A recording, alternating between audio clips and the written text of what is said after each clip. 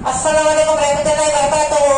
सूर्य Urdu primary school Nagarjananagar Nanded online तालीमी session में जमात सुगम के तलबा का इस्तकबाल करते हैं।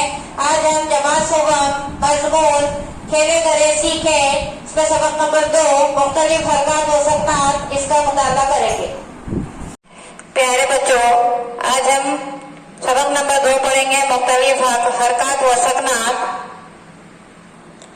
प्यारे बच्चों, आपको ये तस्वीर दिखाई दे रही है, एक लड़का चल रहा है मुख्तलिफ नौइयत के रास्तों पर चलना, यानी कि मुख्तलिफ किस्म के रास्तों पर चलना।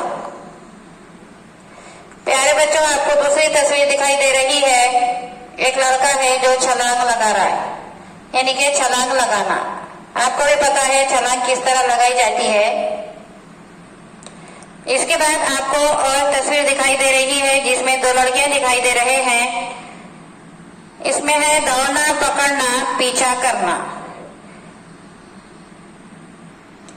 उसके बाद और एक तस्वीर दिखाई दे रही है आपको, दीवार के सहारे वजन संभालना।